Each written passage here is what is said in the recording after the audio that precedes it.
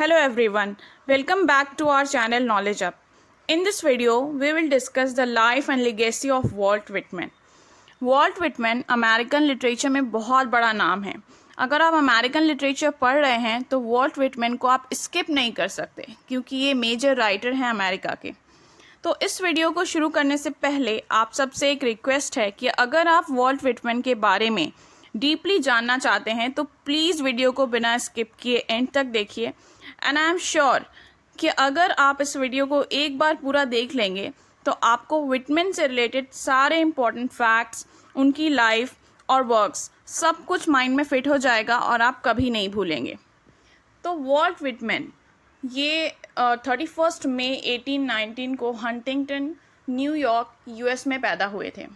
और इनके बारे में इज़रा पॉन्ड ने कहा है कि America's poet and he is America. इन्हें अमेरिका कहा गया है कि ये अमेरिका है. ये सब हम आगे डिस्कस करेंगे वीडियो में. फ़िलहाल उनकी बर्थ, डेथ और फादर मदर के नाम जानते हैं. तो इनकी डेथ हुई थी 26 मार्च 1892 को कैम्डेन, न्यू जर्सी, यूएस में. और इनके फादर का नाम है वॉल्टर विटमैन. प्रोफेशनली वो कारपेंटर थे, कारपेंटर का काम करते थे. वॉल्ट विटमैन को भी वॉल्टर विटमैन जूनियर भी कहा जाता है. वॉल्ट विटमैन का एक और नाम था वॉल्टर विटमैन जूनियर. और इनकी मदर का नाम था लुइजा वैन विल्सर विटमैन. और ये जो वॉल्ट विटमैन थे ये फाइनेंशियली वीक फैमिली से बिलोंग करते थे. इनकी फैमिली थोड़ा इकोनॉमिकली स्टेबल नहीं थी तो इसलिए इन्हें अपनी पढ़ाई जल्दी ही छोड़नी पड़ी. 11 ईयर्स के थे जब इन्होंने अपना स्कूल छोड़ दिया. स्कूलिंग जो फॉर्मल स्कूलिंग थी वो छोड़ दी और कहीं जॉब करने लगे. अपने करियर के स्टार्टिंग में इन्होंने स्कूल टीचर की जॉब की, फिर गवर्नमेंट क्लर्क की भी जॉब की. उसके बाद फिर इन्होंने अपने राइटिंग करियर की शुरुआत की. तो ये अमेरिका के जाने माने पोएट बने. फिर ऐसे भी लिखते थे ये. और इन्होंने जर्नलिज्म की फील्ड में भी काम किया है एज अ जर्नलिस्ट. तो ये थी इनकी थोड़े स्टार्टिंग के करियर के बारे में. अब हम बात करते हैं कि अमेरिकन सिविल वॉर, ये जो एक बहुत ही बड़ा कॉन्फ्लिक्ट था अमेरिकन हिस्ट्री में, जो 1861 से स्टार्ट होकर 1865 तक चला था. ये जो लड़ाई थी वो अमेरिका के नॉर्दर्न स्टेट्स और साउदर्न स्टेट्स के बीच थी. तो वॉल्ट विटमैन को आप एक बहुत अच्छे पोइट के तरह जानते हैं, लेकिन ये अच्छे राइटर होने के साथ साथ ही also served as a volunteer, as a nurse.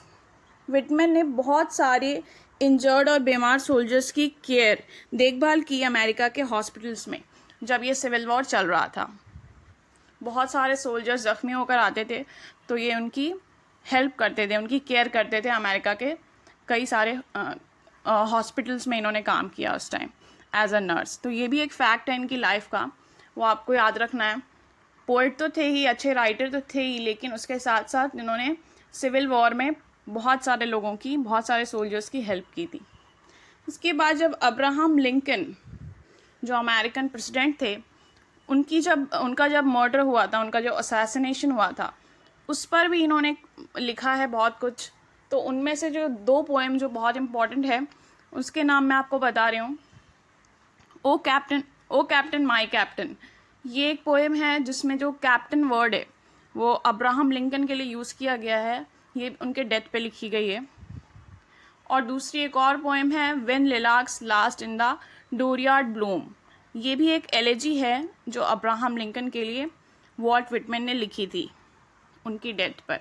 तो ये 2 नाम आपको याद रखने हैं. आपको एग्ज़ाम में आ सकता है कि अब्राहम लिंकन पे जो पोएम लिखी गई है उसका नाम बताने, तो आपको ये 2 नाम याद होने चाहिए.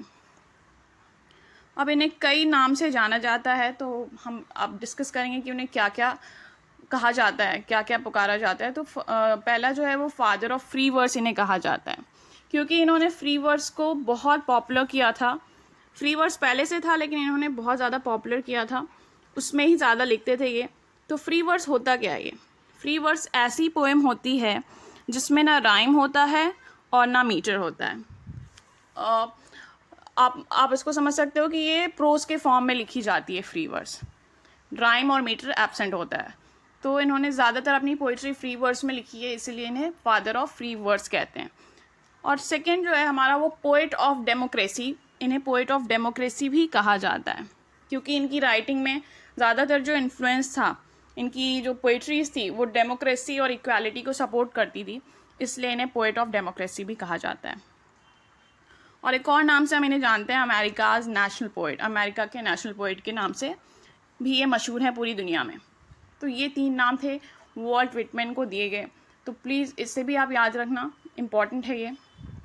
अब हम बात करते हैं कि इनकी राइटिंग पे क्या क्या इन्फ्लुएंस था, किस किस मोमेंट का इन्फ्लुएंस था। तो इनकी राइटिंग्स में ट्रांसेंडेंटलिज्म और रियलिज्म दोनों का इन्फ्लुएंस देख सकते हैं आप। ये जो 2 बहुत बड़े मोमेंट थे अमेरिकन लिटरेरी हिस्ट्री में, ट्रांसेंडेंटलिज्म और रियलिज्म, इन दोनों ही का इन्फ्लुएंस था वॉल्ट विटमैन की राइटिंग में। आपको बहुत सारे इनके वर्क्स में इसका इन्फ्लुएंस मिलेगा। अब हम बात करते हैं इनके कुछ इंपॉर्टेंट वर्क्स की। उनके नाम और पब्लिकेशन डेट मैं आपको दे रही हूँ, याद रखना। फ्रैंकलिन एवांस और the inebriate a tale of the times, ये 2 फ्रैंकलिन एवांस का 2 नाम है। द इनएब्रिएट भी है, इसको भी याद रखना आप। और ये पब्लिश हुआ था 1842 में। और इसका एक फैक्ट है कि ये पोइट्री की कलेक्शन नहीं है, ये एक नॉवेल है।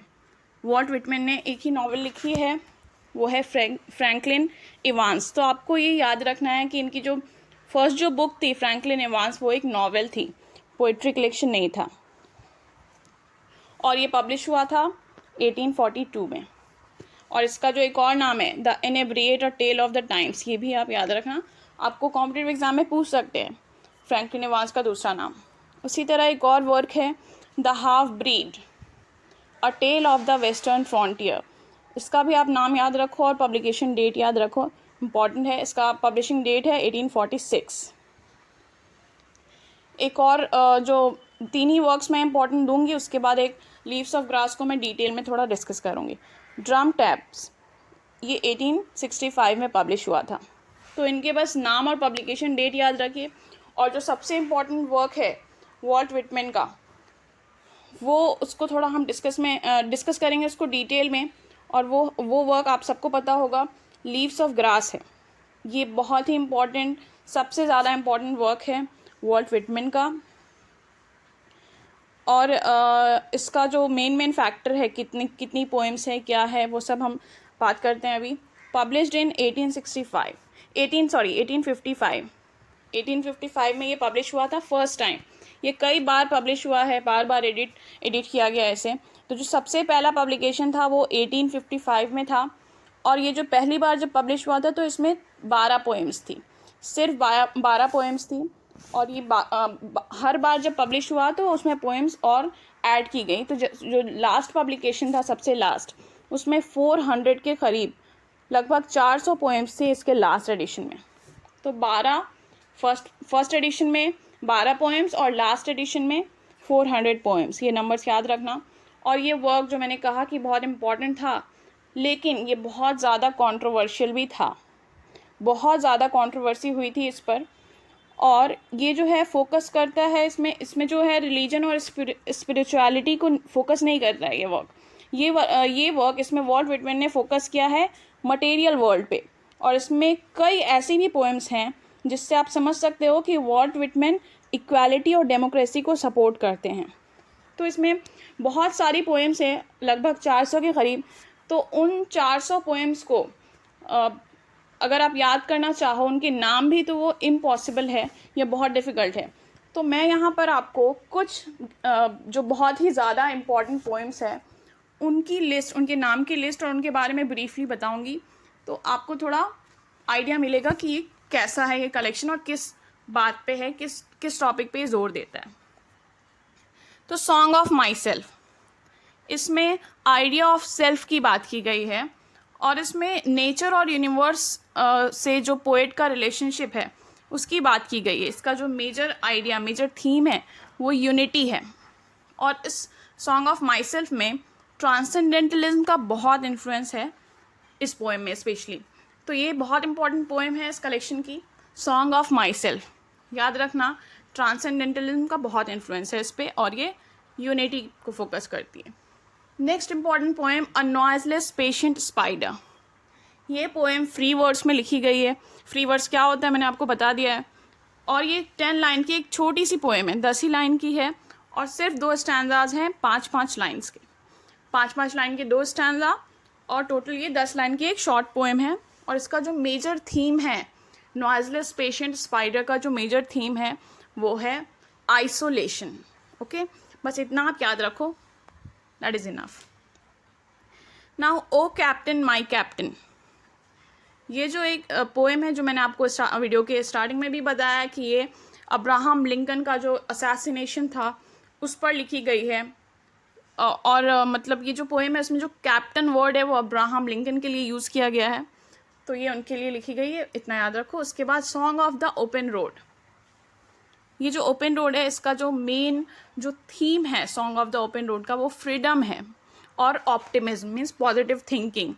पॉजिटिव थिंकिंग और फ्रीडम के बारे में बात की गई है। फ्री लाइफ जीने की बात की गई है कि फ्री लाइफ एक इंसान कैसे जी सकता है, कैसे एक पॉजिटिव थिंकिंग के साथ लाइफ में आगे बढ़ सकता है। और लास्ट वन जो मैं आपको बता रही हूँ अभी, when lilacs last in the dooryard bloomed, ये भी मैंने आपको बताया कि एक एलेजी है, अब्राहम लिंकन के असैसिनेशन पे लिखी गई है। और फ़र्क क्या है ओ कैप्टन माई कैप्टन और when lilacs last in the dooryard bloom में? O captain my captain short है, लेकिन ये जो व्हेन लिलाक्स है ये थोड़ी बड़ी है, बहुत नहीं लेकिन थोड़ी बड़ी पोएम है, लॉन्ग पोएम है, लेकिन दोनों ही अब्राहम लिंकन पर ही लिखी गई है। आई होप कि आपको ये वीडियो बहुत हेल्पफुल होगी। अगर आप चैनल पे न्यू हैं तो प्लीज़ चैनल को सब्सक्राइब कीजिए, वीडियो को लाइक कीजिए और अपने फ्रेंड्स के साथ शेयर करिए। और कमेंट सेक्शन में कमेंट करके ज़रूर बताइए कि आपको ये वीडियो कैसी लगी। Thanks for watching this video.